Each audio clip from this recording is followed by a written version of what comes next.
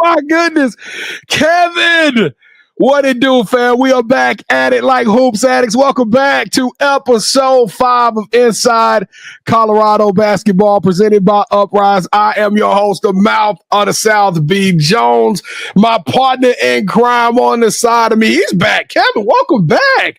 Did you enjoy your vacation? You enjoy your time off? You left me here by myself last week. Oh my goodness, man! I was in the background rooting for you, man. I had a sandwich. I was hungry that day. I had to eat. I didn't want to get on here and pass out in front of our lovely family of Colorado, but it does feel good to be back. Eat on these basketballs because we got so much basketball in store for y'all. The beautiful Box State, known for big time basketball, big time playmakers. You guys have been a treat, and today we are going to pay the treatment back. Last week, we did the playoff spectacular where we broke down some of the season matchups or pre-tournament matchups. And it has lived up to the crown, KT. Before we get to to all of the amazing conversations and some of the breakdowns we got for both the girls and the boys today, I want to make sure we show some love to our sponsor, Uprise Hoops. This show, Inside Colorado Basketball, is presented by Uprise Hoops. Listen, if your mission is to get better, that's what Uprise is here. Their mission is to help you, help players, help teams to rise to the highest level through showcase events, recruiting, representation, player development, and consultation. That's right. These guys are all about helping you to get from where you are right now to where you want to be. It is their specialty, and Uprise has been doing this for numerous years. If you've been watching the show, they got countless testimonies to tell you how amazing this program is and what they're doing for the state. So listen, get to where you want to be. Hashtag rise to the highest level. To learn more, visit Uprise Hoops at uprise.com and schedule your consultation today. Let's get it going. Why wait another second? All right, Kevin, we paid the bill. We paid the bills. So today we got something special lined up for you guys. We got Michael and Jet Wells of Through the Monument, Ryan Garland from Colorado Hoops, and Matt Langley from Basketball Colorado. I cannot wait to dive into this one, B. Jones. So, like we like to do on Sports Live Talk, you got next. Buckle up and let's get this show started, B. Jones. Let's go! Oh my goodness. I'm hyped today, ladies and gentlemen. We have been all over the state of Colorado, and I'm going to tell you, y'all have not disappointed just once. One of the biggest things I've learned about this state is not that y'all just play amazing basketball, but it is truly a family affair. We've introduced y'all to several other families, and now we get to do it one more again. It's time to take off. Somebody warm up the jet, ladies and gentlemen. It is all Wells, as we have got the head coach and his son, one of the dopest hoopers in the state of. Look at him, Kevin. He looks serious. Don't look, Jet. Hey, Jet, we're not trying to play you one-on-one, man. Just take it easy on him. Y'all make some noise for Wildcat Nation in the building. We got the head coach, Michael Wells, and his son, take off, Jet Wells. What's up, fam? How y'all doing today? We're doing great, man. Thanks for having us. Hey, they are coming off a massive win in the 32 to kick off the playoffs in the state of Colorado. We're going to talk a little bit of Through the Monument today. If you hadn't heard of that name before, buckle up because it is real deal basketball. You know, I want to do this before we talk, Kevin. I know we're going to introduce, but Coach, who was number 35 on the team? Who was number? Thomason, Flight 35, DT. Hey, I knew he had a nickname, Kevin, because every time I watch the highlight, I call him Big Thump. I'll be like, Big Thump 35, because that boy, hey, he yoking, he doing it all. But shout out to Daniel.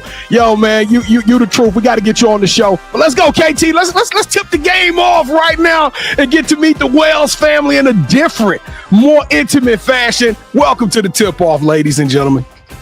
But B. Jones, whenever we walk into a room, though, we have to introduce ourselves first. You know what, Kevin? We already do that at the beginning of the show, so I ain't think we have somebody new. They're like, man, who are those guys? One guy that's like to talk a lot, the other guy's kind of quiet. They didn't know who we are, B. Let's go. All right, well, KT, I am the mouth of the South, B. Jones, your host this afternoon, and this is my head coach, my partner in crime, the head coach, KT. Kev, let's go, man. Let's tip this thing off. Oh, and we are sports, life, talk. Let's go, KT. See, I feel so much better now. All right, so I'm going to start this off with the superhero question. And B. Jones and I, we're huge comic book fans. And we know that Batman, Superman, Spider-Man, they have their own theme music. So I need each of you to give me your theme song. I think for me as a coach, I'm kind of defensive minded, and I'm going to throw it way back to when I was in high school. Little "Shut 'Em Down" by Public Enemy is probably my theme song because I don't really like to give up any points. So if we can kick the game off that way, I'm going to go that route. My theme song is probably "Dreams and Nightmares" by Meek Mill. Just gets me going before the games, and I don't know. Hold up, wait a minute. Y'all thought I was finished? I love that track. Jones, going back to the Public Enemy, I shut them down. You remember that one? Yeah, man. I wasn't a huge Public Enemy fan, but yeah, that was a famous track. All right, so now we're going to get back to the whole family dynamic. So, Coach, what's the most rewarding part of coaching your son? I think for me is just especially in games like the other night, you just have a really good seat to sometimes get to be a fan. I was fortunate enough on the girls' side to coach both of my daughters at Fruita Monument. Then I took a year off that, I was just trying to be dad, and there was an opening in the program, and I was just excited to come back and just continue to be a part of his development. But I've also seen his teammates and his kids, and those kids since they were fourth or fifth graders, and just to see where they are. And I thought they had a lot of talent under the previous regime. We just weren't quite organized, maybe the way we needed to be successful and to be able to take those pieces and kind of mold them into that. And, just get to spend practices and road trips and games and all of that stuff as part of his career. It's just a way to be a piece that most people don't get a chance to experience. So let me ask you this, though. Is it harder to discipline him as your son, or is it harder to discipline him as a player? I think probably as coach, because everybody's watching what I let him get away with or what, how I handle certain situations and stuff like that. When I'm at home, I just got to hear from one person, and that's the boss, but, I got 1,800, 2,000 people watching one of our games. And so I think that's probably harder, than anything in my mind. All right, Jet, what's it like playing for your dad? I mean, it's a great feeling. I've loved it so far, and he always wants the best for me. He's always pushing me to be the best, and like you said, everyone's watching what's going on between us, and I just feel like that makes me want to push harder and just even makes me want to work harder. So, do you feel any extra pressure? Him being your dad and your coach? I mean, maybe a little bit, but it's at the end of the day, I'm just wanting to go play basketball, and we just get it done on the basketball court. So. All right, so speaking of playing basketball and getting it done on the court, Jet, what is that pair of sneakers that you love to play in? Ever since my freshman year, I played in the Sabrina 1s, and then this year I played in the Sabrina 2s. So it's just my favorite pair is the Sabrinas. All right, Coach, what is your favorite pair of sneakers to coach in? I come from back in the day, so I always got to have a pair of Jordans to coach in. So, got a few different options to roll through the closet, but I gotta represent the GOAT, and I gotta have MJ on the sideline. Now, Coach, normally I would let you get away with that answer, but we need a certain pair. What is your favorite pair to play in? There's so many pair. I think, what do I got, the 11s now? Yeah, so I'm going to go that route because it's been good this year. All right, Coach, I'm sorry about that. Don't make me run lines. I know I had to get a little strict just then, but I apologize. All right, B. All right, the ball has been tipped off. It's in your hands, so take it away, man. Let's go. I'm excited about this one because as on this journey, I didn't really know anything about Fruita Monument. All I know is these rankings come out every week. And if we look at the last weekend rankings before we went into the playoffs, that was a sneaky little team in that number 10. Matter of fact, if you watch last week's episode, I asked Matt Langley a simple question. I said, who's a team that can shock you? And who do you think can make some noise? He said, hey, quiet as kept. Fruita Monument can pop somebody. and so it was kind of like at that point, I had to go focus my eyes on what this team is doing. And y'all did not disappoint to kick off the playoffs. And I'm going to tell you what, Coach, you say everybody's watching how you raise your kid and how you discipline them on the sideline. And he need to shut up. The boy on fire. The boy, I don't care what. Hey, look, I wish I would have been the next day talking about something. I would have let that boy shoot. Because this man, you were playing like an absolute madman. Shout out to you, Jet. First and foremost, y'all watching the kid. He's sitting down. He's 6'3". He's silky smooth with it, but it's the leadership. It's the leadership on the court that caught my attention, Jet. For those people who hadn't seen you play, they might have caught the highlights like I did of you dropping 36 in the opening round of the playoffs. But Jet, tell everybody a little bit about your game, man, when it's takeoff season. I mean, it's great. I love playing at Fruita. We got a great community here and just great fans, and everyone's there to support you. And honestly, when we go to Denver, we don't see anything like that. But part of my game, I like to shoot the three, as you could have saw in the Liberty game if you were watching. But I mean, I feel like just being able to lead my team is just a true blessing. It was 8 of them, wasn't it? It was 8 threes. Yeah. Now wait a minute, Coach Wells. Coach Wells, you said you were a defensive minded team, and I'm watching these highlights. Y'all high flying, y'all running the court. Now you know what? I will say this. A lot of the offense came off of transition, off of defense. I saw a lot of turnovers that spawned, and that thing got out of control pretty quickly. But when you see your son cook, and he got to hitting it like the way he was hitting it, and y'all see the picture, that's actually a picture from the game. The boy was on fire. He was pumped up. What do you say to yourself, Coach? Well, because I told you before the show, was at one point a play happened, and you went, ooh, you was kind of shocked yourself, Coach. I was, we've seen him catch fire and do some pretty special things in some games, but he had a few shots he hit in the first quarter, and then I think he scored 8 points in like the first minute of the second. And I just kind of turned around and looked at my assistants, and at that point the game plan kind of went out the window. And instead of running offenses and sets and stuff, we just ran a little offense I like to call one guy. We just got out of his way and let him do some stuff. And we always try to have our defense set up our offense, which is kind of our rhythm and kind of how we get things going. But, he was in a zone, and we just had to, really sit back and watch. I don't even feel like I really did anything at that point. I just kind of hanging out, watching like everybody else. I just had a more comfortable seat. Jet, did the fans get you kind of going, Jet? Because Kevin, that thing was standing room only. I was impressed with Colorado. I'm talking about y'all had bleachers up to the top. Listen, everybody was standing up. Everybody was geeked up. And I know the game kind of got out of control at some point, but it seemed like the Fruita fan base was on one. And they were giving Jet life. They were putting the gas in that engine. What does it mean to play like that in front of your home team, man? And knowing that you got to go on the road for the rest of the tournament to give them one last hoorah with a bang like that. Yeah, I mean, we got a great community here. They're always here supporting us, and that's how it is at a lot of our games. But I mean, I wish we could play in front of our home crowd every game. I wouldn't change it for anything. And they're always there to support us, and they're always screaming as loud as they can, whether it's at the refs or telling us that we're playing really well or whatever that could be. Well, y'all did y'all thing. Shout out to you. Now, Coach, does this team have a little bit of a chip on their shoulder? I know you're ranked 10, but to me, 10 is almost like y'all left the door open and we allowed to come in right after everybody. Are you looking at that team and telling them like, hey, it's time to shock the world? There's some big team names in this thing. Y'all got Valor down the road and Rangeview, and we all heard about how Mountain Vista's offense is one of the most prolific offenses, fast-paced in the country.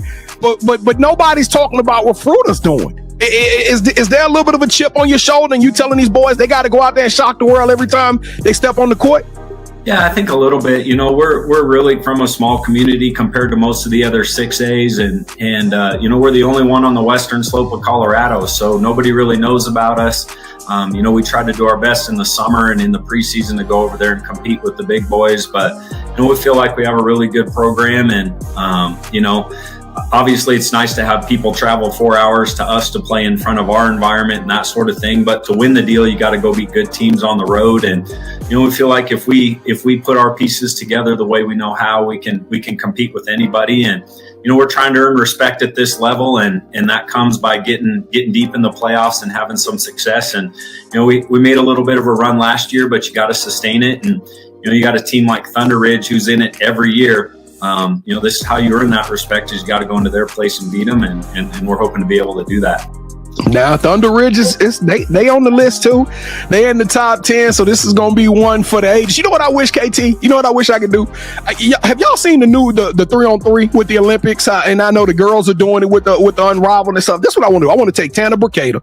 I want to get Jet Wells, and I want to get Madden Smiley, and I want to challenge any other state to put up their best 3 shooters and let me go out there and do what they do. Coach, what is it like seeing your son play amongst some of the best players in the state? And when I name those the Bricadas and the Smileys and all of those, what does it feel like having that much talent in the state, Coach, and looking around and being like, this is real deal and nobody talking about it?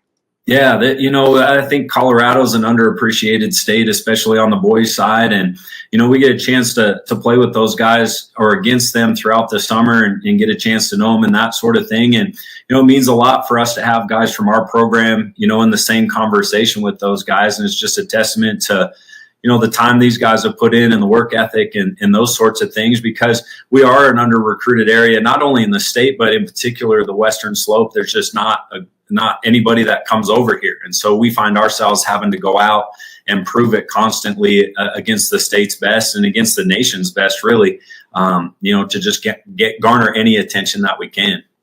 Jet, you was a man on fire, but one thing that I admired about that video is your team. I could literally see it in a 5-minute, 6-minute video that your team looked up to you, man. We talked about Big Thump 35, and who are some of your other teammates, man? You want to shout out, show some love to that played and stepped up, that you gonna need them to be that guy that be there to help you out, because you can't score 36 every night. You gonna need them to step up and play big minutes against a team like Thunder Ridge this upcoming week. Yeah, I mean, Gavin Bradshaw, he's played a huge role stepping in for his first year, being our point guard, and Carson Weddle guarding their best player always, and Jimmy Hawkins, and honestly just the whole team. I mean, it's been awesome to just play with those guys and just always have them supporting me. And in that game, they were just telling me, keep shooting it. Like, that's what gave me fire. Like, my teammates wanted me to keep shooting, so I kind of just did, and then it just kind of took over the game. So I'm just thankful for all my teammates, honestly. You 6'3", Jet. You got a super shot. You got crazy moxie. You play defense. The whole team plays defense. Are you starting to get that the college looks, the respect you need in order to take your talent to the next level, man? What is this recruitment process looking like for you?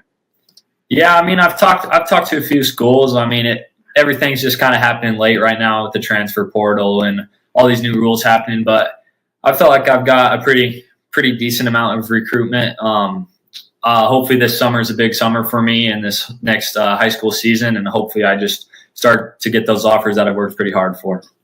Coach Wells, you got a tall task on your hand. Like you talked about, Thunder Ridge has been there. They've done that. You guys are having to get on a bus ride and travel down there. You got to get this team focused and dialed in to pull off what most is going to consider an upset.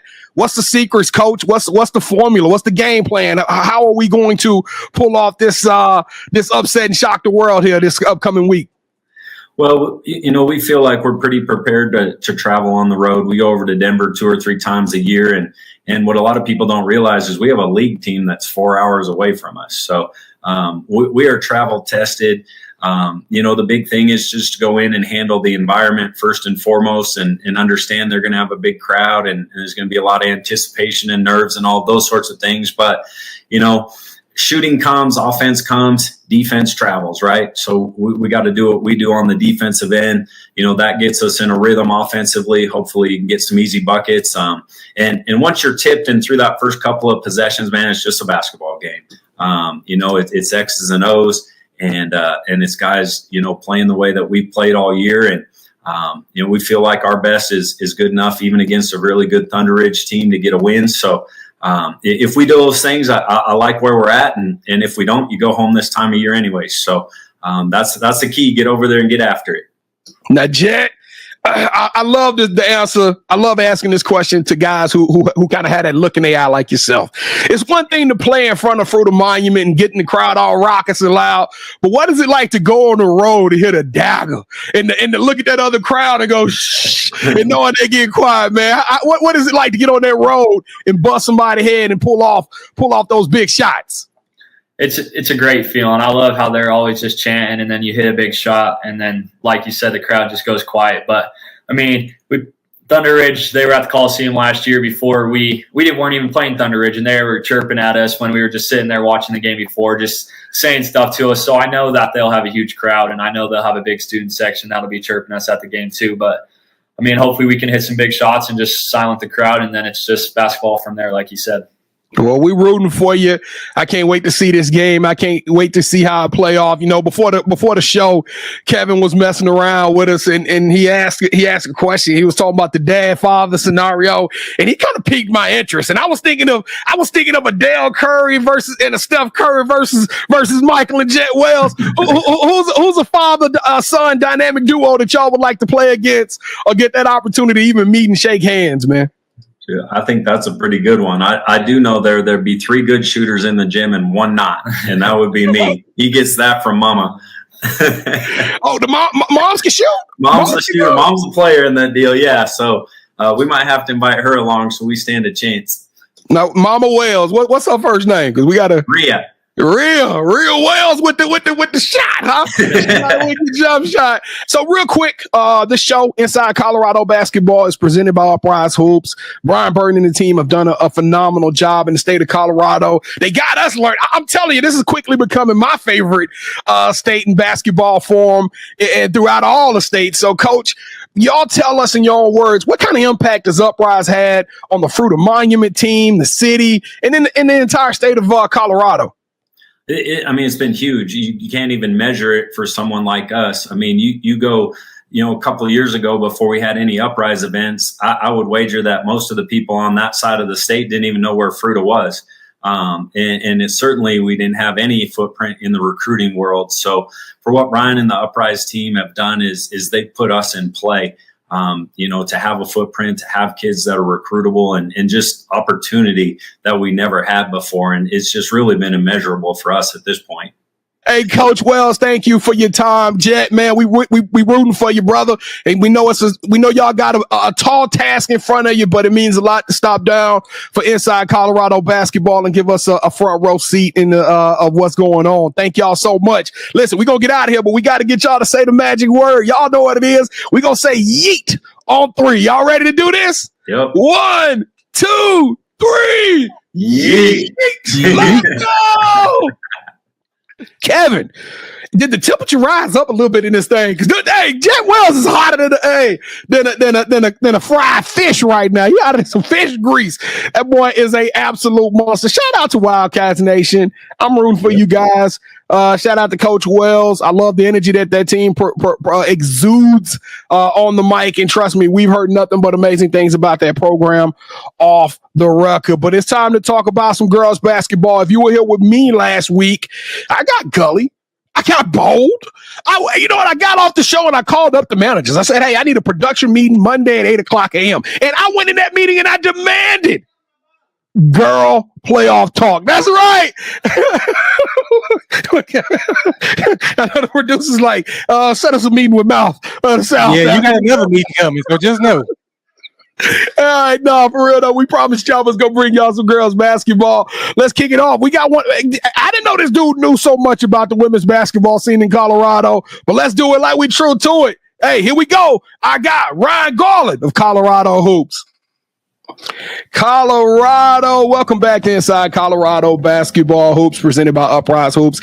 We are back with a very familiar face, a friend of the show. We told y'all when we had him on, we was going to get him to come back. And this time it's in a different capacity because we was first trying to learn a little bit more about the state, trying to learn a little bit more about Ryan and his impact and what Uprise is doing and how he plays a role in this conglomerate. But now the stakes are raised. The situation is different. Y'all, it's playoff time. We just got finished with the first round of the playoffs. And like I told y'all last week in the playoff spectacular, as we march on, we gonna talk some female basketball. And that's why we brought in my guy, the guru. Welcome back, Ryan Garland at CO Hoops 5280 on X. This guy is a guru. He is the owner of Colorado Hoops, basketball scout, coloradohoops.org if y'all want to see some of his impressive work. And thank you so much for stopping down in the midst of AAU season is. I know you got a lot of stuff going on right now, so I'm super excited for you to be our tour guide today. KT, you ready to do this, man? You ready to talk to women basketball? I'm always ready for B. Jones. Whatever we're going to talk about, I'm ready. Just know I'm ready. Let's go. How much hate mail did I get last week for just talking boys basketball? I'm curious. I wonder how many people lit us up for that one. But hey, this is for y'all. Everybody who was disenfranchised last week. This interview is for y'all. Let's kick this thing off, Ryan. What was your take from week one, or from the first 32, the second round of the tournament? I know we went through a play-in. We got to this point where it was 32 teams left standing, and now that the smoke is settled, we got a Sweet 16. What was kind of your first takes on what transpired last week?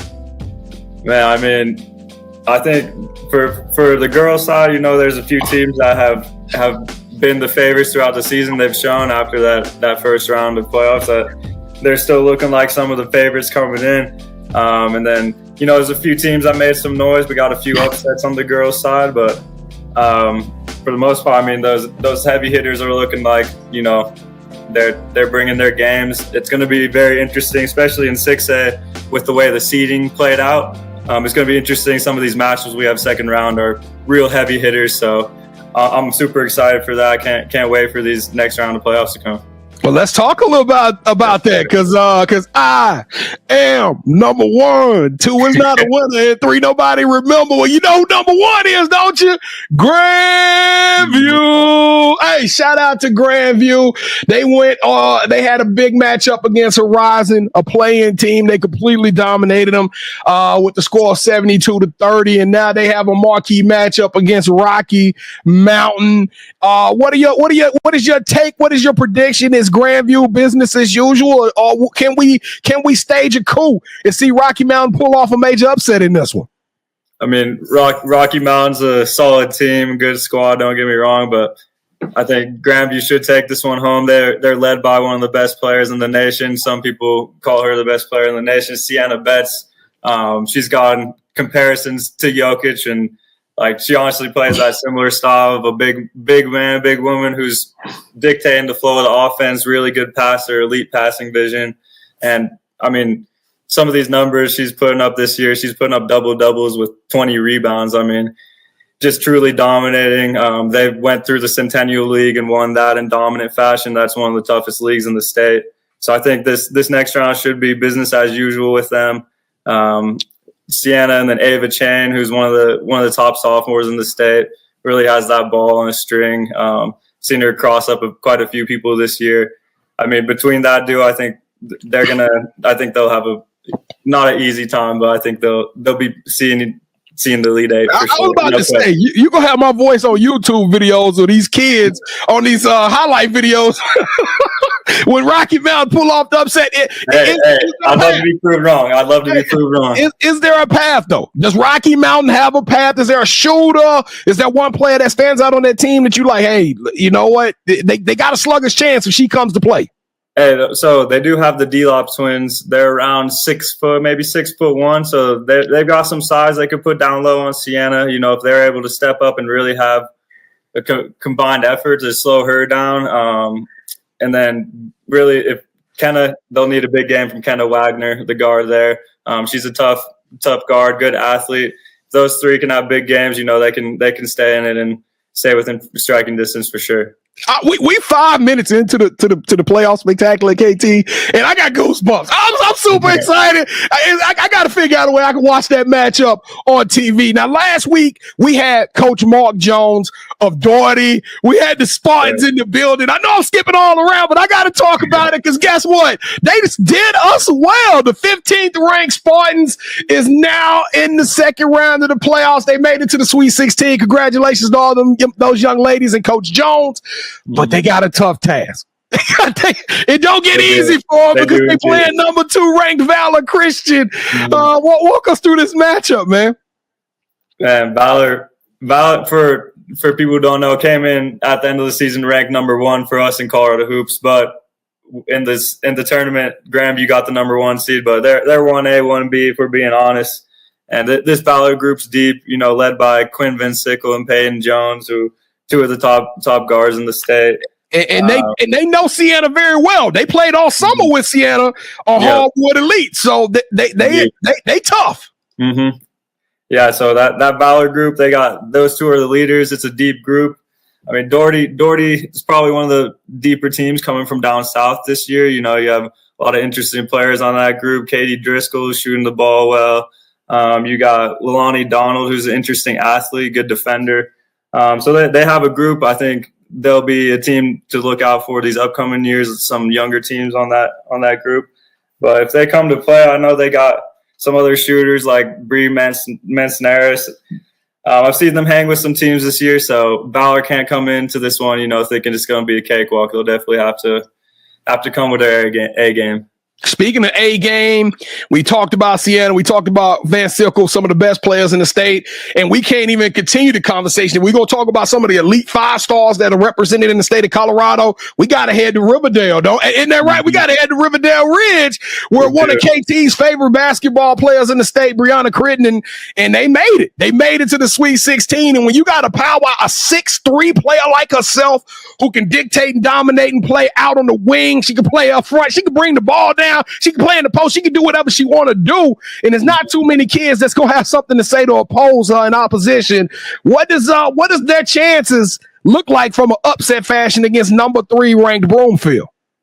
They definitely got a chance. I think Riverdale getting the 14 seed didn't make a ton of sense in my opinion. We got them up in our top 10, but going up against Broomfield, I mean, Broomfield, if you haven't seen them, they're maybe the biggest team in the state. They got the Gilpatrick sisters, Reese, who's a 6'4" freshman, Paige, who's 6'2", I believe, 6'2" junior. Paige is a little more skilled, can get that ball moving around, plays a little bit out on the wing.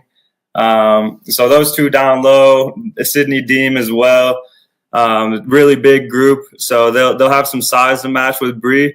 But Bree, I think if they're able to pull her out, see how she can face up against some of these players, that's what they can look for. But yeah, Riverdale's an interesting group. Shea Visual's been playing really well lately, shooting the ball well. Chloe's been playing well on the defensive end. So this isn't your typical 3 versus 14 matchup. This is probably might be the best matchup and one of the best matchups in the second round. I mean, these are two top dogs going at it, so that this is a huge game to watch. Should be a good one. Well, Ryan, we're gonna round out the top 4. Before you continue, you know that's my favorite player. Yes. Next time we need to lead the show with her. But continue. Go ahead. Kevin, they rank 14th. You know, I like that's the even better. She's the ultimate underdog right now. Oh my goodness. Kevin, we cannot play favoritisms. Bree, I got your back. Yes, we can. Well, you know what, Kevin? I know another. You know, I know you love Bree, and but I know you love also our girl Tiana Chambers over there at Cherry Creek. Definitely. And it looks like Cherry Creek has earned that 4th seed, and they got a matchup against number 13 Columbine, rounding out the top 4 matchups. What has Cherry Creek been doing all year? Because we know Tiana hadn't been 100% healthy. And what are their chances of actually making some noise and taking that thing all the way to the finals? Yeah, no, Creek's a good group. So that I don't know if everyone's heard, but they had a coaching change kind of midway through the season. And ever since the new coach stepped in, they've been looking really well. I think they won all their games ever since the new coach came in until they played Grandview. So they went on a really, really good winning streak. Looked like they've been playing well ever since that new coach came in. But it's senior-led group. They are led by, 4 seniors, Sophia Ball, Tiana Chambers, as you said, Braylon Barnett, and then Molly Derigi, I believe is how you pronounce the last name. They have that group of 4 seniors, and then some other solid players around them, like the London and Paris Taylor, Addie Beck, and then one more sophomore, Ari Boyd, I believe it is. So they got a really deep group there, a lot of talent, a lot of players who can handle the ball. So they're going to be an interesting group. They do have Columbine, who's coming out of the Jeffco 6A, who challenged some of those teams in the Jeffco 6A, and they've got a good group. It's mostly juniors over there, led by Jordan Washington, who's been playing really well. She can score from all 3 levels. So I mean, Columbine, they got a chance to test Creek in the second round. I think it's going to be an interesting game, but I would put my money on Creek if I had to choose one. We got to jump over here to the 5A, but we got 4 matchups left, and we're not going to dig into each matchup because we got so much more basketball to talk and a very little time to do it. But you got Pine Creek versus Ralston Valley. We got Denver East versus Arvada West. We got Legend versus Regis Jesuit. Highlands Ranch versus Cherokee Trail. Out of those 4 matches, what's a team that we need to be paying attention to that even though we're not going to break down the game, that we may be talking about them next week, being in that Final Four? Well, I'll start off with just a quick shout out to Ralston Valley. They had a big upset. They went out to the Western Slope and beat Fruta, so traveled 4 to 5 hours out there to beat them. And Fruta, top 10 team for 6A this year, so huge win for them. That'll be interesting matchup against Pine Creek. But if I had to choose one out of those teams, you're putting me. That's a tough spot, B. That's a very tough spot. That's what this show is all about. This is the conversation we need to be having in the state of Colorado because there's so many amazing teams. Yeah, like these two, the matchups, Legend and Regis, and then Highlands Ranch and Cherokee Trail. Man, those are 2 dogfights of games. Whoever's coming out of there has a chance to make some noise. I'll say whoever comes out of the Legend versus Regis matchup, I say we'll have a chance to make some noise against Valor in that Elite 8 game.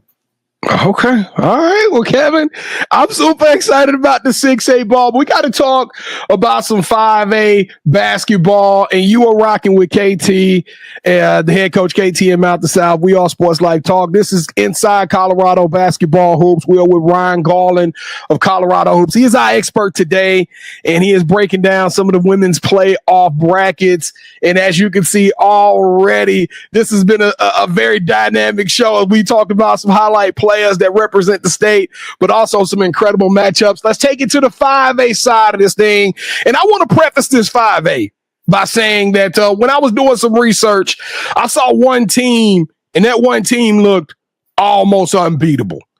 And I don't want to put too much pressure on it, but it seemed like Air Academy is on a different level. First round of the playoffs, they beat a team 76-19. My goodness. Like, what is going on? You said in the playoffs? In the playoffs, KT. In the first round of the second round of the playoffs, they defeated a team 76-19. You got to tell us about this Air Academy team. They the number 1 seed for a reason. I'm assuming they haven't lost the game, and I'm assuming it's going to be much of the same as we move forward. Yeah, they've been the real deal this season. This group, I mean, they have 4 players are going to play college at the next level, who some of the best prospects in the state right now, honestly. They're led by Kinley Asp, who's a junior who put the ball on the ground as one of the quickest first steps in the state. Next to her on the perimeter is Lydia Flowers, who is heading to Regis next year. 6-foot guard / wing, can really shoot it well. And then down low, Tatiana Brown's been really playing well. She's heading to Kansas next year. High motor, 6'2". Can really play. But yeah, this group, I mean, they've gone undefeated. They beat a top 6A team like Pine Creek and really handled business in that game. And honestly, I was at that game, and there were some times where Pine Creek was within fighting distance, but it really looked like Air Academy had a hold on that game.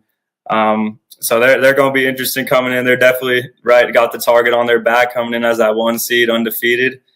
They're going to be a tough group to beat. I think there's a few teams who will have a chance in this 5A once it comes closer to the end. But, yeah, they're the team to beat for sure. Well, you talked about Ralston Valley, a 21 seed who pulled off an upset. And we got blessed again in the 5A division because George Washington, who was ranked number 20 seed, went into Golden and knocked them off.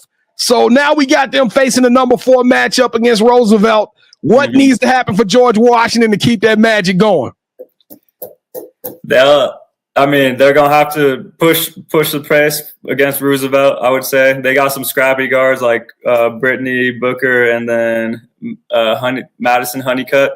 If they can push the pace, press them, get a few turnovers, push that into offense, I think that's going to be their best chance of doing that, relying on those 2 guards to really bring that ball pressure. But I will say that is in our playoff preview, that is one team who I chose as a dark horse. I said they could go get that first round win. So you got it I'll right. pat myself on the back. You got it right. You got it right. You got it right. Well, you know what? I always say roll the dice again. Double down on it. Double down on it, Ryan. Well, you don't have to say George Washington, but who is a dark horse throughout the whole landscape of the 5A? Who is that dark horse that you're looking forward to making some noise? Because we got some crazy matchups. You got a number, I think that's a 19 Falcon team going over to Windsor, 11 Lutheran going up against Mullen. You got another 23 in Lewis Palmer against Frederick. So you got some I guess I don't want to call them lopsided, but we got some upsets that came out of the first round that are now getting that opportunity to play against some big names in the second round. Mm-hmm. Who's that dark horse? I'll be honest. If I had to choose one of these lower seeds to win, honestly, I don't. It would have to be between. I think it's Palmer Ridge taking down Green Mountain. They've had some solid games this year, but honestly, I think these higher seeds are going to take it. If I have to be honest with you, I think the higher seeds are going to, for the most part, sweep. Other than Durango versus Montrose, I think it's going to be a dogfight. That's a rivalry game. They played each other a few times this year. I know. I was saving that. I was going to talk about that next. The 8-9 matchup, which is on paper going to be the typical most balanced matchup, right? Yeah. And now, wait a minute though, Kevin. Did you know they had some old fashioned hate in between Durango and Montrose? Tell us. Come on, you got my interest. Tell us a little bit about this matchup. No, it sounds juicy. Yeah, it's a good rivalry out on the western slope. So we're on Denver, we're on the eastern slope of the mountains. They're battling on the other side. They're over basically almost in Utah, battling out over there. But they're two of the top programs from the western slope. So they've traditionally just been teams that go and battle it out from there. So this year they've had two super close games where I think it was Durango won in both of those. If someone please correct me if I'm wrong. I'm almost certain with Durango. But yeah, that should be a good one. Those gyms are always packed for that matchup. So should be great environment for that Sweet 16 matchup.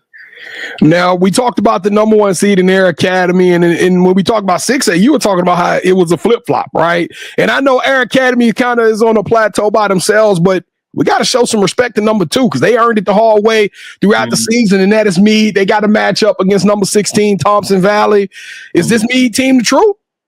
Can at the end of the day, if we see a 1 versus 2 matchup in the championship, does Meade have a shooter's chance, or are they real deal? They got a shot for sure. They're not as big as some of these other groups, but they're got a lot of quick guards and wings who can move it. They play good team basketball together. They cut really well, which I like to see, moving without the ball. So this group, I think, has some better chemistry maybe than some of these other top teams up there, led by Maddie Clark, who's only a sophomore. She's been really impressive this season. A few other players who can handle it. Darby Haley's impressed me with her ability to set up some other teammates. So they're an interesting group to watch out for sure, hailing from up north this year. So it's a give and a take. I'm one of those guys who I love watching March Madness because you always root for the 16s to beat the 1, and you always root for the 15s to beat the 2 because you want anarchy. You want complete anarchy. But at the end of the day, I'm also one of them guys that when the championship games come up, I want like 1 versus 2, 1 versus 3, 2 versus 3. I want like a really good matchup because I don't want a lopsided affair. And where I'm going with this is that you guys have had a lot of upsets, and I'm talking about number 10 and 9 and some big time teams, programs that were top 10 programs got knocked off in the first round of the playoffs to where now you get a 20 George Washington, a 23 Lewis Palmer. Is this a testament how good the state has just gotten, how the lower teams have kind of caught up with some of the bigger names in the state?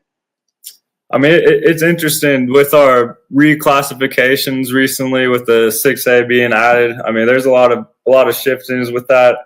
I mean, there's groups who are slept on, who show that throughout our state, there's depth throughout a lot of these players and a lot of these teams. So, yeah, I mean, there's a lot of good ball out here in Colorado. It's not just the top teams who you're expecting to go out there who are going to win each night.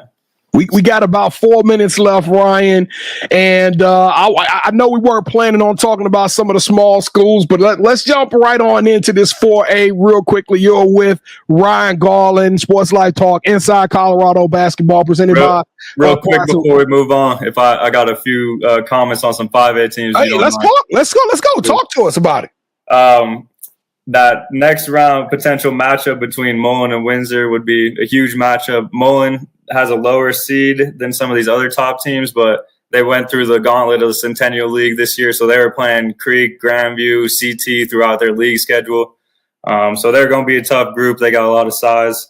And then I'd say that potential Roosevelt Green Mountain matchup is really interesting to me. You got obviously Kyla and Ryan coming from Roosevelt, but then Green Mountain's this young group on the come up who's been playing really well, played well in Jeffco this year. Led by the junior guard wing player, Canton Pearson. Got some length. I mean, they're an interesting group to me who has maybe some more depth than some of the other teams that are more top heavy. I tell you what, if we could get unscathed through this Sweet 16, I can't wait to see the Elite Eight, man. So what is it? The Elite Eight will be played on what day? What would that be, next week, or would they play that on Friday of this week? They would start the Elite Eight, if I'm not mistaken, for the girls would be this weekend. It's Friday or Saturday, one of the two. Yeah. They don't have the dates. They don't have the dates on the website. I can see that the Final Four is going to be March the 13th, and I'm praying that Kevin and we can get up there to Colorado to be on March 15th for Championship Saturday. That would be absolutely amazing. But let's take it over to 4A, my guy. We got some big time teams. Number 1, University. Number 2, Tamath. So, Timnath. So, talk us through 4A basketball. Who are some of the teams we need to watch and pay attention to? I mean, those two for sure are going to be the top two. Timnath they're a newer school. It's kind of a newer area up north near Fort Collins, a new suburb that kind of just popped up. So, I believe it's only the third year they've been a school. Someone correct me if I'm wrong, third or fourth year. But I mean, they got some talent on the girls' side. They've been competing with some of the top teams in the state, no matter the classification. So they're a super interesting group. I think coming into it, I think University is definitely the favorites for 4A. They got Janae Kravig and then Addison Harding, those two seniors who've been playing really well. They're both bigger players. Janae is 6 foot, and I think Addison's around the same height. But they both play kind of a perimeter wing role. Addison can go down low or pull out. So those two really make it interesting in the 4A.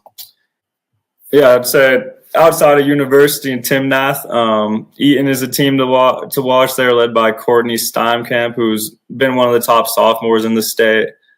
She's been balling out, really does a little bit of everything on the floor for them. D'Evelyn's an interesting team. They haven't had the strongest schedule this year, but they've won a ton of games. They're a group who has shown they can go deep in the past. So they'll be an interesting one. And then one of the 4A teams who has a McDonald's All-American is ranked a little bit lower, but, I mean, they can go out and beat anyone on any given night. That's peak to peak. They're led by Alex Eschmeyer, who's 6'5", I believe, 6'5", can really shoot the ball from outside, plays inside and out a little bit more on the outside. But she's a tough matchup to prepare for. I mean, one of the biggest players in the state and skilled player. Oh my God! Hey, 4A hype, 5A hype. I know Courtney, she's been a player of the week before, so I remember her. Yeah. So we got 1A, 2A, and 3A, and we don't have a lot of time. Are there some teams? Are there some players to watch from those lowest classifications, Ryan? 3A, I would say watch Resurrection Christian. They're the 3A favorites for sure. They're led by Olivia Klein, who's heading to Dort next year. And she runs the show there as the ball handler, has a good group around her. They're the favorites in 3A. I definitely watch them.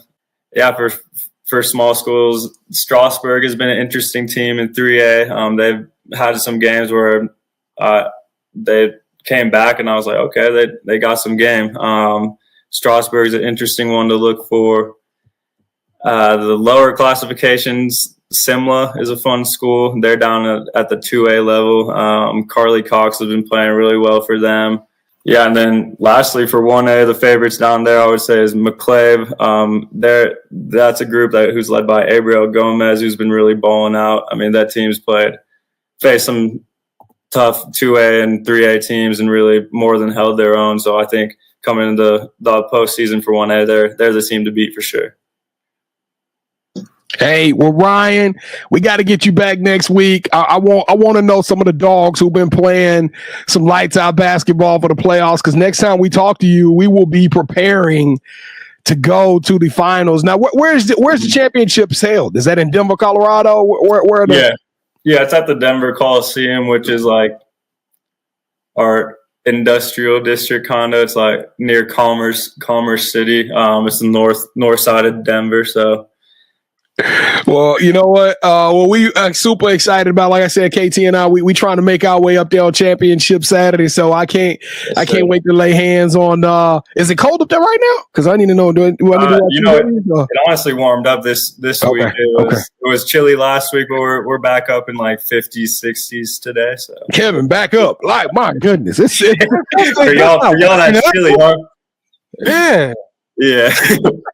All right, Ryan, man. Thank you for being with us, brother. Y'all make sure y'all go follow Ryan at CO Hoops 5280. Y'all check out coloradohoops.org, the website. This is the man behind all of those amazing highlights and players of the weeks that we've had. And we're going to have plenty of more. So we're going to be bringing y'all way more highlights as the show continues. We got spring session coming on here pretty soon. Ryan is going to be a very intricate part of what we're doing over here at Inside Colorado Basketball. Ryan, thank you again, man.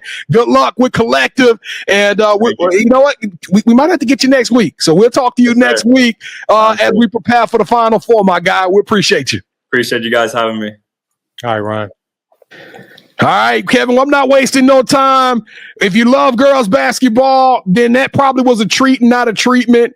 The hairs on my arms up. The energy is amazing. I can't wait to catch a first-class flight. We coming out to the Colorado. Hey, you got 5-star players. You got McDonald's All-Americans. You got classic matchups. You got upsets. It's looming.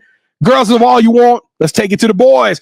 We're going to do that. We brought them back. That's right. For all of you who watched the playoff spectacular from last week, we got Matt Langley back in the building. Let's go. Matt Langley, talk to us about 6A and 5A boys playoff brackets. Inside Colorado basketball. Hope all is well. We are back, y'all. This is going to be part 2 of the playoff spectacular. Of course, as y'all can see, joining us today is the basketball Colorado guru. Y'all can follow him at bball_Colorado. Well, that's CO for the abbreviation. We got Matt Langley. We call him Maniac Matt after last week. This dude he was throwing some crazy predictions out. He was heating up the airwaves, and I can't wait to see what we got in store for this week. Let's jump right on in for the sake of time, Matt. Let's go, man. Let's get it cranking. I got a question for you to kick it off. Okay. What shocked you over the weekend? What shocked you from what transpired since we recorded last time? Round 1, round 2, the play-ins, round 2, we down to the Sweet 16. What shocked you early in this playoff so far, my guy? I wouldn't say, well, here's the big thing. Like in 5A, we didn't do a whole lot on 5A last week, and that's okay. But there were more, quote, upsets in 5A. And a lot of that has to do with just how our leagues are set up, and it's a whole conversation that just gets me going, and I want to take out our CHASA board members and say, look, this isn't how we do like, it's a whole thing, but we got 25 minutes, so I can't go down that road. But it's very frustrating because you end up having 3 different classifications in the same league, and no one's really getting a true test of where they are.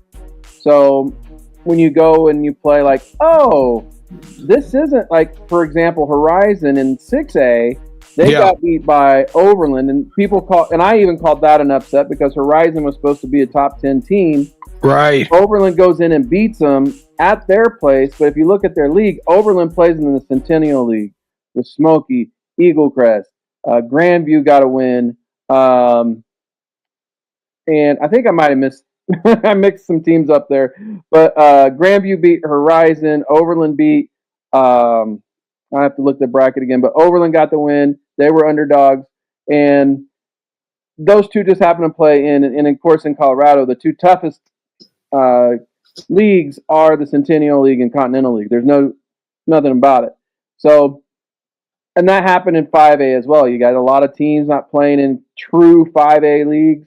Had some inflated records, and then you're like, oh, okay, we see where we right, and that kind of thing. I would say like the biggest surprise was kind of like what happened in 5A, and then wasn't totally shocked about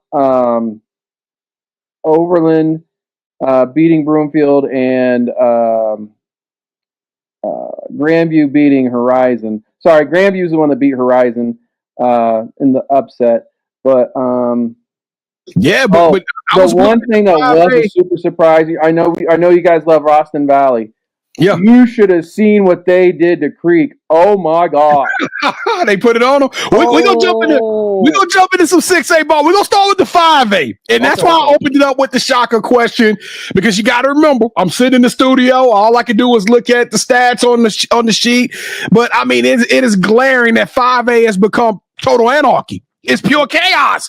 We got 25 ranked Sand Creek knocked off Severance. We got 28 Mountain View knocked off 5 Discovery Canyon. That was a big one. That one right there was big, because honestly, Discovery Canyon played in a good league and they had some good wins, and it was a tough league. And then Mountain View, their league isn't exactly tough, as you can tell by their 28th ranking there, but they put it together, and sometimes, on the right night, the right time, shots fall, and you find yourself in a game at the end of the game. You find yourself in a game at the end of the fourth quarter, and you're like, okay, let's go win this thing. And Discovery Canyon, they didn't really do a great job finishing games this season anyway. So it was just kind of like yeah. Kind of caught up to him. Well, I mean, but they were all over the board. I think 20th ranked Durango knocked off a lower seed team. Lewis Palmer knocked off a lower seed team. And I mean, it just didn't get any easy for some of these 5A schools. Right. And that's kind of like where we're starting to talk about what the leagues actually look like and where people are supposed to be and that kind of thing. Because when you look at Montrose beating Thornton, Thornton isn't, they've gotten a lot better recently, but they're still playing in a league that's not elite. And Montrose, they're give you some geography here in Colorado. If Montrose is over on the western slope, over by Grand Junction, and Thornton's right on I-25 here in the metro area. And for teams to go out west and win, that's really hard. Regardless of how good you are, it's really hard because odd things happen on the western slope. It just happens that way. Same thing when Fruta comes here. They're going to come play Thunder Ridge tomorrow night, and there's going to be some western slope metro area stuff going on. They're going to be like, no, we don't do that. It's going to be that whole thing of they might feel like they didn't get a fair whistle or something like that might show up. So yeah, we're gonna talk about at least from the fans. The fans, not the coaches. The coaches would never do that. But the fans will have that perception. So, and then when we look at, you also mentioned and Durango, the only team that they not Durango. Yeah, Durango beats Durango. Yep, they beat Rampart. Yep. And then that's a big win for them because they had to come over and get that and earn that win. But Montrose and Durango, they're both in the same league. Montrose has beat them twice already, and really in their league, the Fruit is in their league. So that's another one of those mixed classification leagues that's done by location and so on and geography, but those teams were tested because Fruit is good. So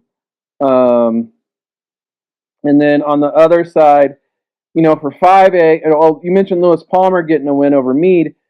That's not a huge surprise. What's been a surprise about Lewis Palmer this year, and to update you guys a little bit, Lewis Palmer historically in the last, I would say, since I've been doing this here in Colorado, 15, 20 years, is one of the best programs record-wise and state championship-wise across the state. And they have the Scott brothers. You may have heard of Josh Scott. He was at CU, one of their big-time all-league players. And his brothers, they had like 4 Scott brothers come through, and they were all Division I basketball players. And there's, it seems like each year they've had a Division I basketball player to lead them. And, state championships aren't uncommon, but the past couple of years it's been a little down. They haven't quite had the those type of players come through, but they're very well coached. It's a program that just understands what winning is. So to see, and they've knocked off the top teams in their league this year. They knocked off a Discovery Canyon. I think they didn't beat Lutheran, but they took them really close to the wire. Cheyenne Mountain, they beat, like all these teams that are supposed to be really good in their league. They've been able to beat, and Meade is a very good program over the past few years. And it was just a matchup of 2 really good programs, and it just, that's how that one ended. But for the 5A though, when we look at it, the matchup that really belongs in the Final Four, and you kind of like look at this, and this is where, like, in Colorado, we do everything based off a computer because, computer matrix, RPIs, and max prep rankings. We smash them together, come up with a number and a ranking. We don't have a whole lot of human element anymore to it. So when you look at the brackets, you get some stupid brackets. Like in 6A, we've got 3 Continental League teams in the semifinals there. So, it's silly. Or in the region semifinals, if you look at it that way. But, 3 and I think it's like 4 or 5 overall in the Sweet 16. I'd have to go back and look. But looking at the 5A part, this Palmer-Dakota Ridge matchup that's getting ready to happen tomorrow night has 2 elite scorers in it. And this really should be saved for the Coliseum, Right. for the Final Four game, because Ethan Berninger of Dakota Ridge and Jatwain Micah Palmer are bucket getters, straight bucket getters here in Colorado. And it kind of sucks that, if a couple of things had changed for Palmer, they're not that low of a seed.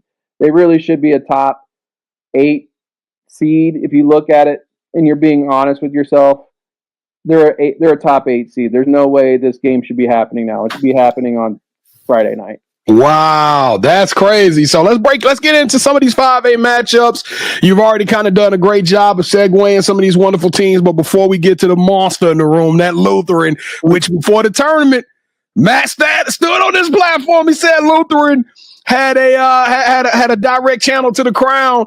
But this 28-21 matchup between Mountain View and Falcon looks very tasty. Let me tell you why.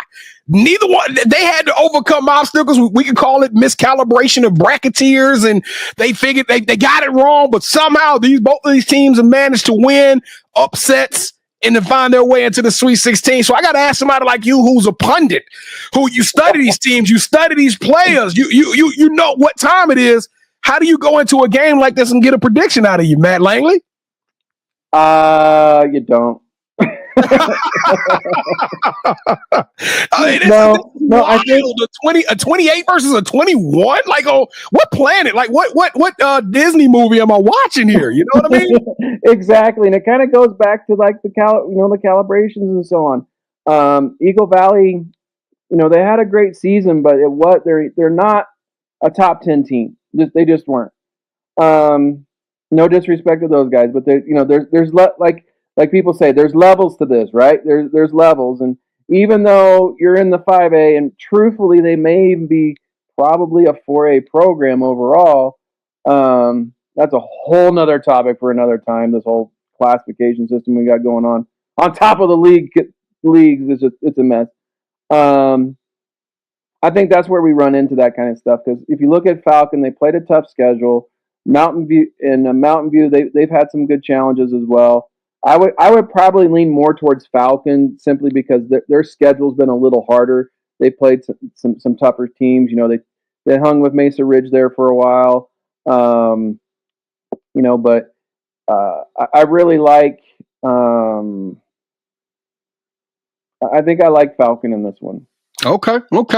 Well, let's get to the elephant. Let's get to Lutheran. You've been a big I don't want to call it a cheerleader, but you've done your job. You've made sure you recognize the real and the greatness that Lutheran has brought. And you're not alone, Matt. You're not alone. Every ranking we see, every media outlet we see, they have shown love to this Lutheran team, and I'm assuming that's for justifiable reasons.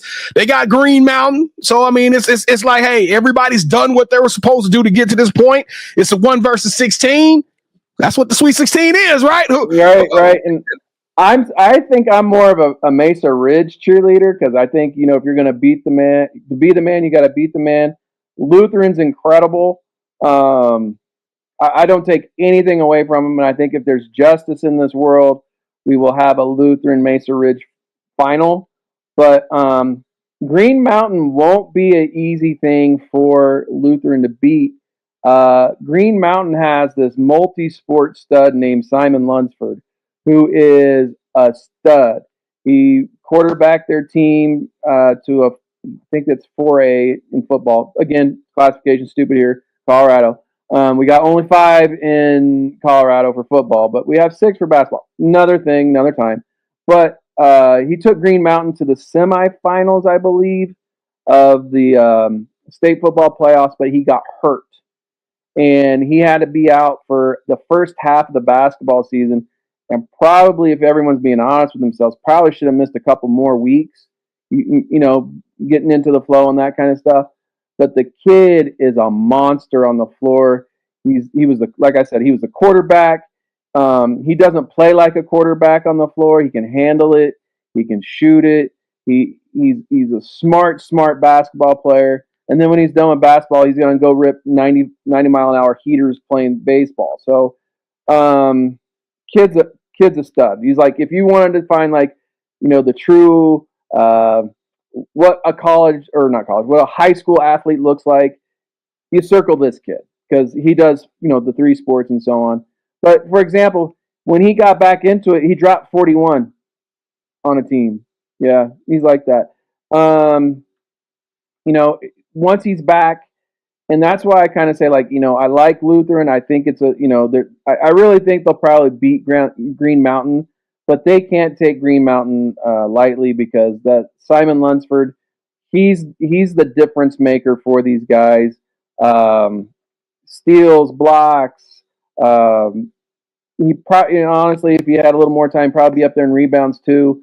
He's scoring almost 18 a game since he's been back. The kid's really good. Now, being objective here, so's Lutheran. And Lutheran's big, and they got Spegman and Lalo and those guys. But the Green Mountain game, I think, out of all of the 5A games tomorrow night, that one's the one the Palmer and Dakota Ridge game really stand out to me as 2 games that could be really fun to watch. If you want to watch a grinder, just grind it out. We're not. We're 2 teams that just base our identity off grinding and defense.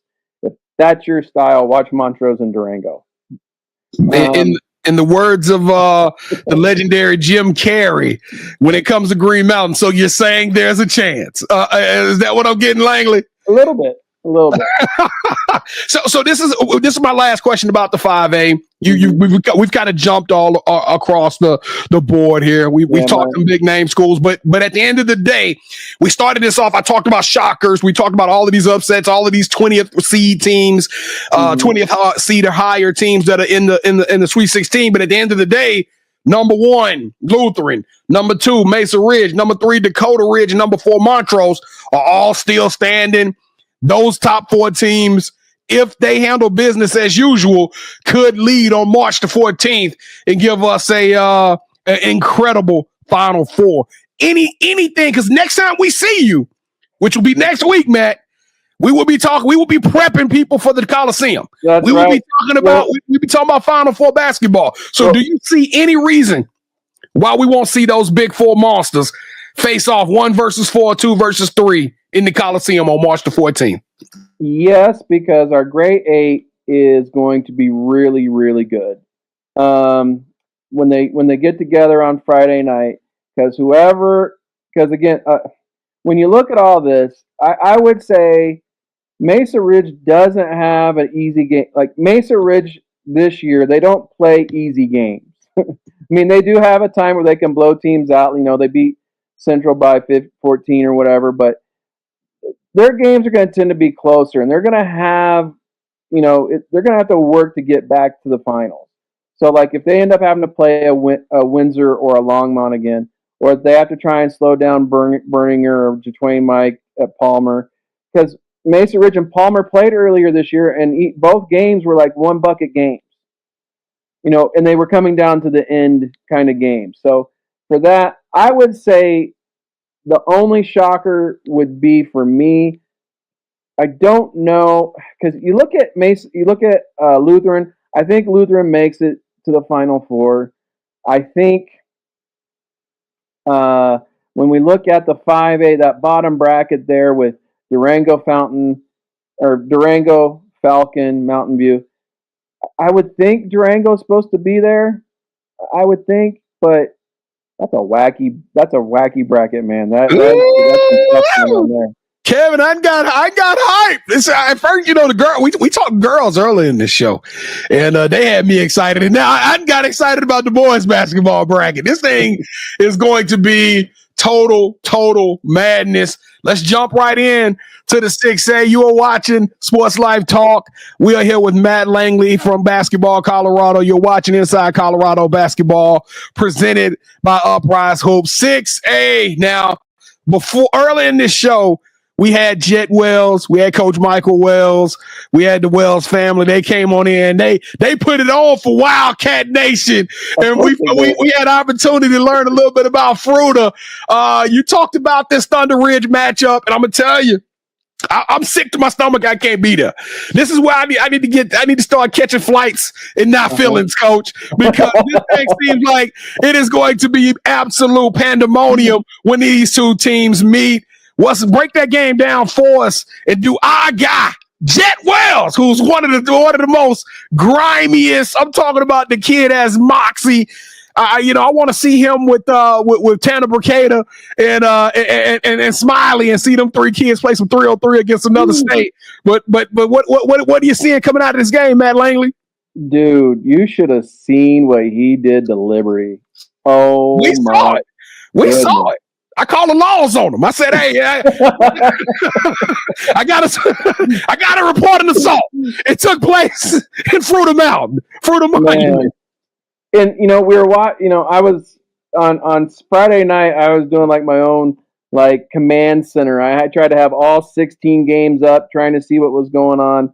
And oh my gosh, I felt bad for Liberty because they just couldn't get anything going, and Jet he was just a monster that game. And when we look at Fruita versus Thunder Ridge, in my preview I talked about Fruita. This isn't going to be something new for Fruita, okay? Because one, they went to the grade 8 last year. They've been in the big time for them. Coach talked about ironically enough, we had him on earlier on our podcast to start the season, and he talked about for Fruita and Western Slope teams, it's getting to the Coliseum. That's the banner in the gym. That's the thing that's important, right?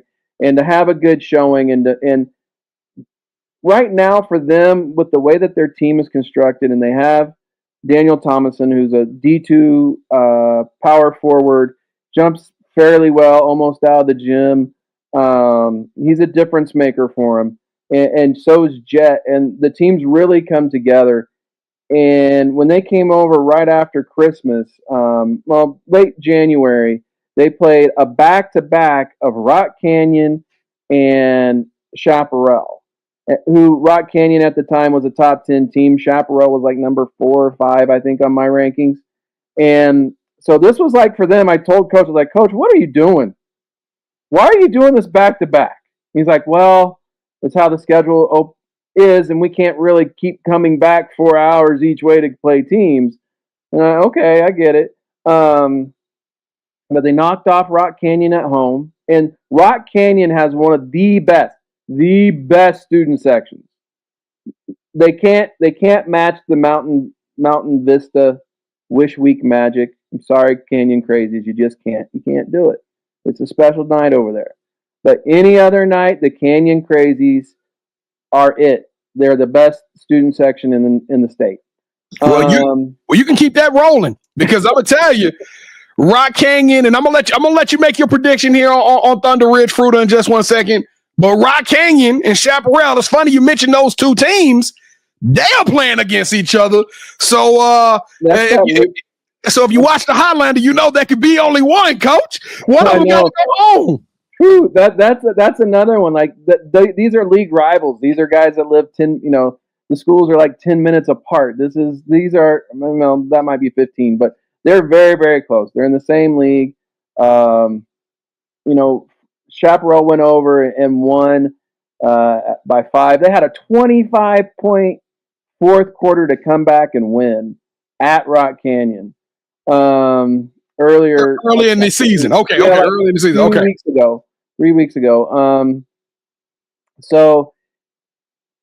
And those Rock Canyon Chaparrals, there's always knockdown dragouts, and this game could be one of those where it goes.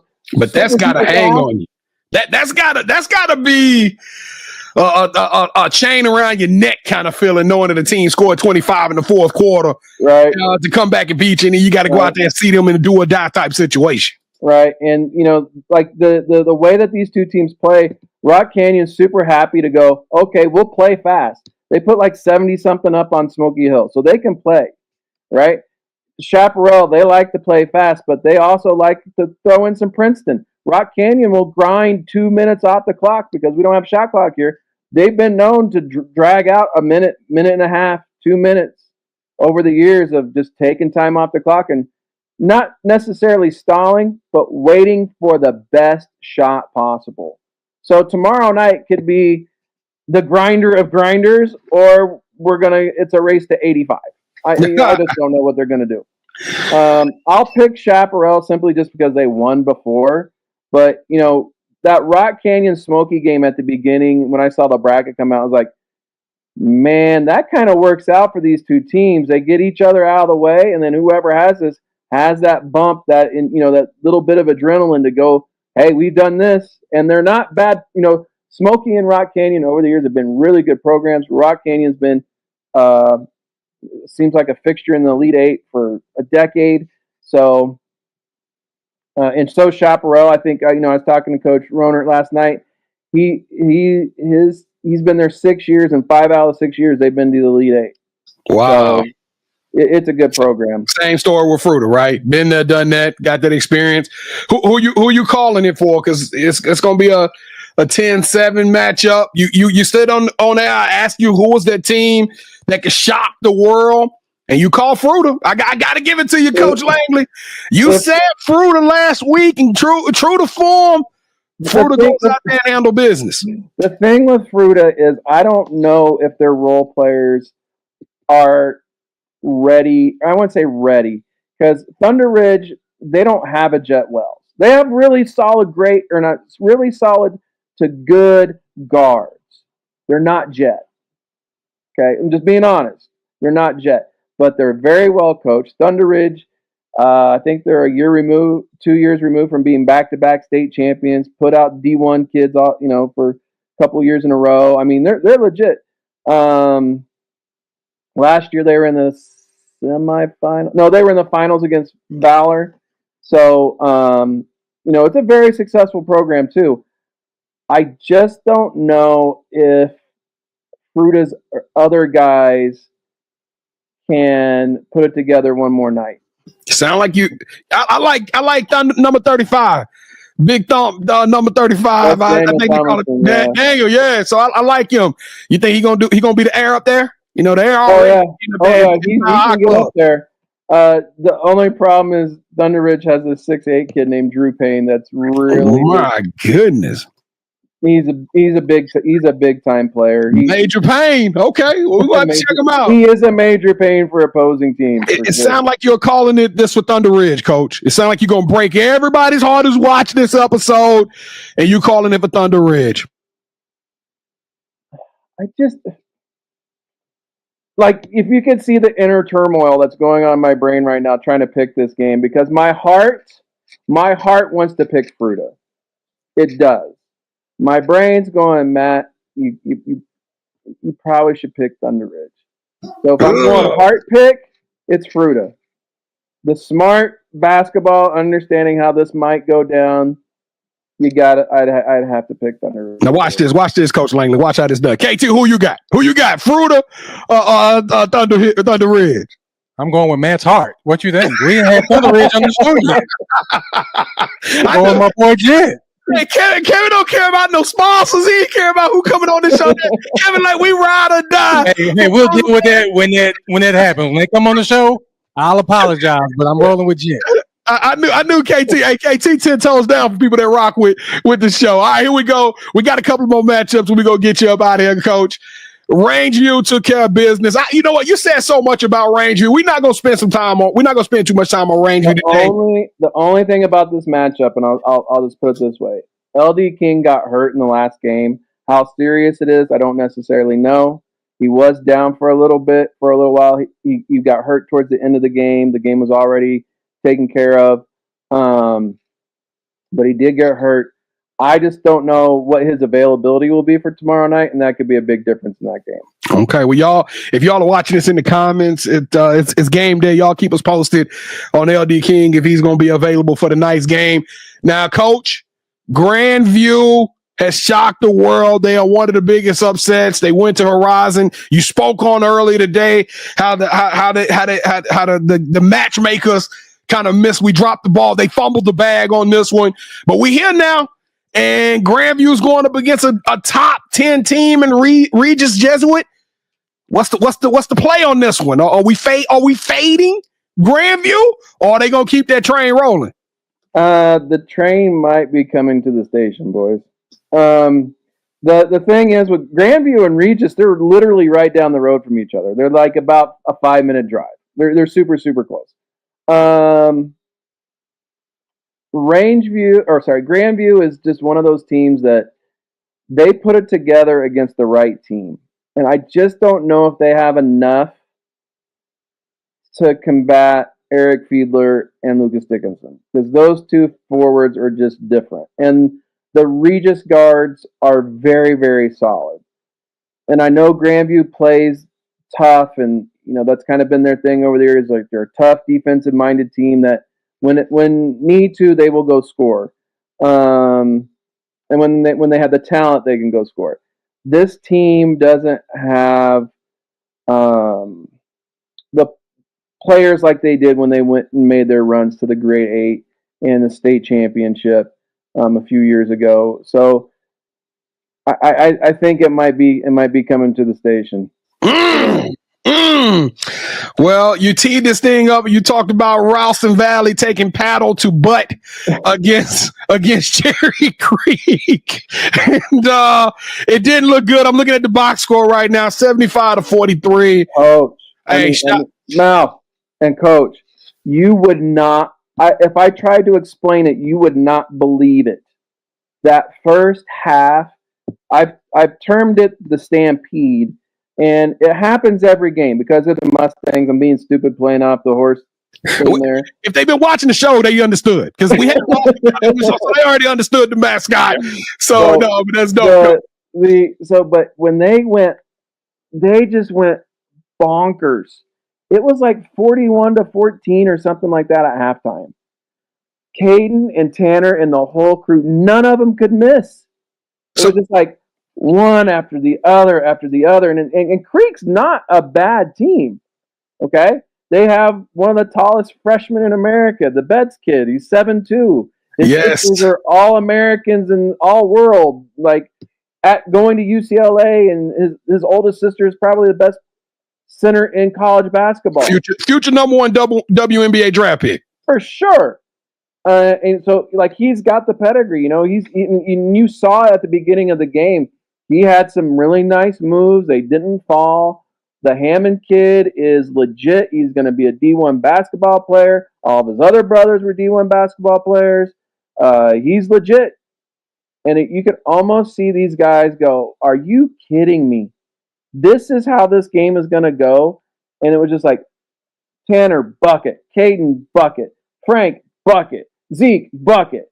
And it was just, Caden, 3 buckets. Bang, bang, bang. Tanner, bucket, bucket, bucket. Zeke, bucket, bucket, bucket.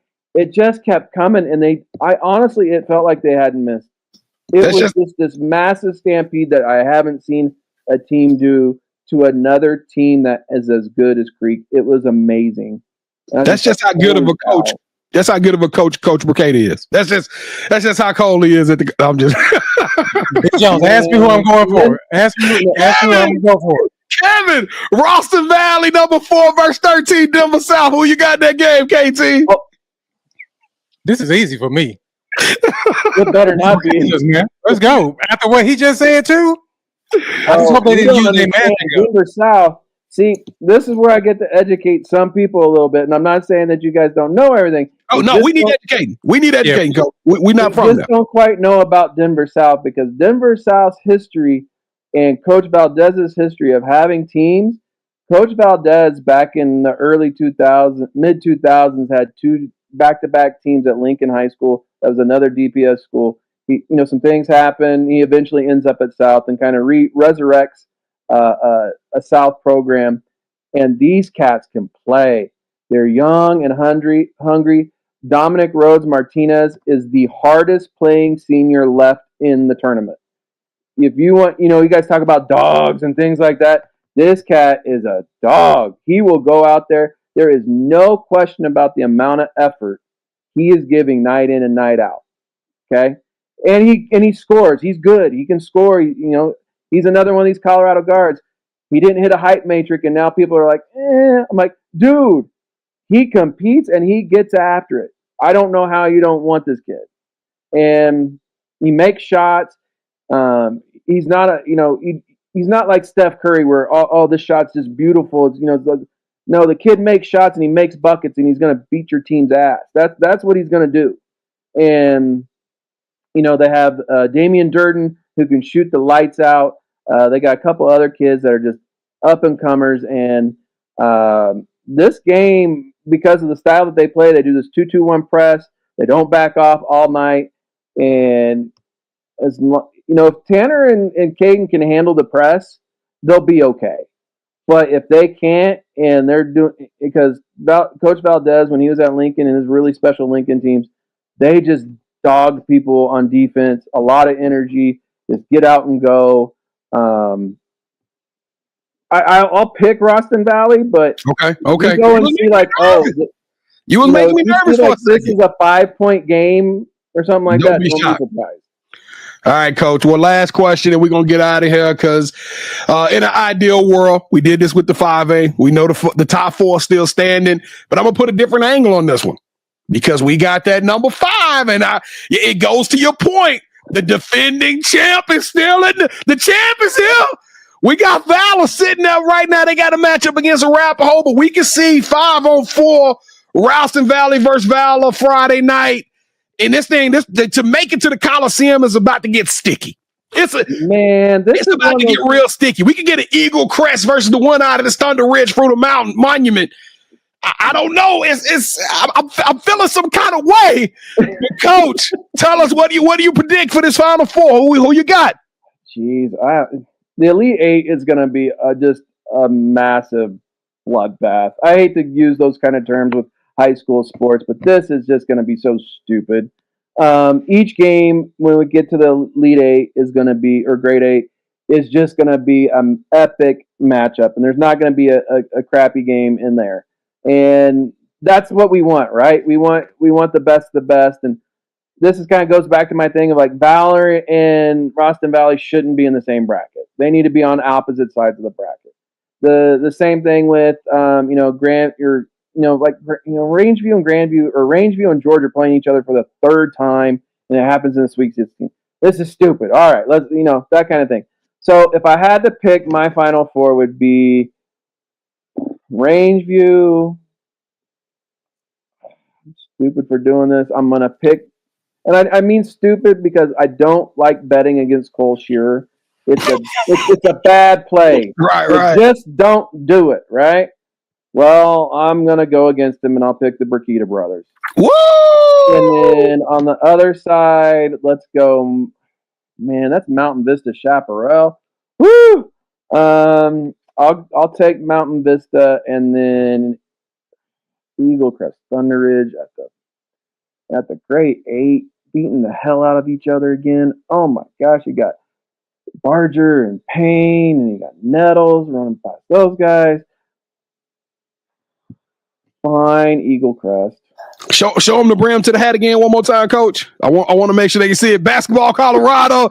Y'all hit them up at bball_CO if you got any problems with the predictions. Also, y'all get up KT too, because he's sassing as well. He got y'all come on, bring it. Real talk though. Thank you so much for joining us, Matt Langley. We appreciate you, man.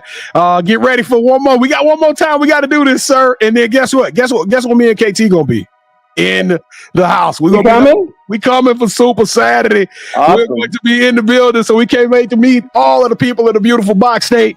Coach Langley, thank you for joining us today. We'll see you next week on episode 6. Man, awesome, thank you so much for having me. I really appreciate it. We'll talk to you later, Coach. Later. Man, this has been a little bit longer than what we thought it was going to be, but it was well worth it. I hope y'all enjoyed the ride tonight. Kevin, did you have a good time? I always have a good time, and for those of you that don't really know us, we are students of the game, but we really, on our other show, so it's a shameless plug, You Got Next, where we focus on the women's game, so it was beautiful to talk about all the amazing girl talent in Colorado. So go ahead. In all fairness, we've had Northern Colorado on You Got Next. We've had Colorado on You Got Next. We showed Colorado. We showed Colorado a lot of love. Any teams that you're excited about after listening to the girls break down, the guys break down? Any teams that you are super excited about watching or what following them over the Sweet 16, KT? Well, my girl Bree. I'm looking out for her, and pretty much B Jones. I'm loyal. So if you came on this show, I want to see you do great. But for all the Colorado athletes, it's a pleasure to talk Colorado basketball because we know how slept on y'all are. And if we, with our little platform, can bring some exposure to y'all, then B Jones, it's well worth it. Kevin, you stole the words out of my mouth. I'm gonna need you to work on that because that's exactly what I wanted to say. Listen, at the end of the day, we having fun, we entertaining, but at the same time, we talking some serious hoops. Listen, shout out to all of the teams that made it to the playoffs, whether it was through the play-in tournament. You guys are putting your heart, you're sharing your soul with the world and doing it through the wonderful game of basketball. And shout out to all the teams that's about to go to war tonight as well as on Friday night. Good luck to everybody. Stay safe, stay blessed, leaders, stay healthy. We want to make sure we have some clean, good competition and let the cream rise to the top. But I also want to thank, Kevin, all of the parents. And listen, you guys have one of the most difficult jobs. That's to be at all of these games, all of these practices, and watching these young men and ladies whose knees are hurting, and you're taking them to doctors, and you playing the job of a coach and a parent. You're doing it all. Shout out to all of y'all. We know one thing: Colorado, the state, it is a basketball family. A fan. We appreciate y'all for letting us be a part of that family. Let's pay the bills one last time. Thank y'all for watching Inside Colorado Basketball, presented by Uprise Hoops. Remember, Uprise has a mission. That mission is to help players and teams rise to the highest level through showcase events, recruiting representation, player development, and consultations. Uprise specializes in helping you get from where you are now to where you want to be. So if you want to be somewhere, and you want to be somebody, and you want to go somewhere, you better go to UpriseHoops.com today. Learn more. Get that consultation. Speak to the team. I promise you, you will not be disappointed. Kevin, he did a shameless plug, but I'm going to do the plug like we supposed to. Ask Sports Life Talk if you want more from KT and I. We one of the dopest podcasts in the game. This thing, we out here. This is our year. We are rising to a whole nother level. We would love to have you on that journey with us. And trust me, when I tell y'all this summer, it's going to be muy caliente. I'm talking about 1,000 degrees. We taking it up. We ratcheting up the heat in the building. And Kevin, you want to go and tell them what we going to be March 14th? That's right. In the Coliseum. Come on, Kevin. We're going to be in the Coliseum. We coming. Well, I want to make sure. I didn't know. I'm committed. I'm down to go. I didn't know if you were for sure, so I want to make sure we got that on wax and that you were going to be there. Kevin, like, wait a minute. What we going to be at? Oh, no. Okay. We coming to the Coliseum. Yeah, we'll be out there, man. So be on the lookout. If you see us, come give us a hug. Dap us up. We're going to take pictures with you. We're going to put you on the mic. So we look forward to meeting you. All right, and we're going to we might have some swag with us. We bring us a little swag bag. I don't know about all that. We may not have no swag. We bringing the swag, B. Jones, because I don't get paid to. Like we swag. We bringing the swag. Hey, shout out to y'all, Doc State. We appreciate y'all. Colorado! Inside Colorado basketball presented by Uprise Hoops. It's been a treat. We'll see y'all next week when we announcing the Final Four. It's going to be a shorter show because we ain't going to have too many teams to talk about, and we're going to find out who has made it to the gauntlet, into the Coliseum. We love y'all. Thank y'all so much for watching. Be blessed. Respect each other and love one another. We'll see y'all next week on episode 6 of Inside Colorado Basketball. You know what you got to say, KT. Don't think I was going to let them go without saying it. Y'all know what y'all got to say. 3, 2, 1. To the afternoon, then rest repeat. Hit the like, leave a comment, or subscribe so you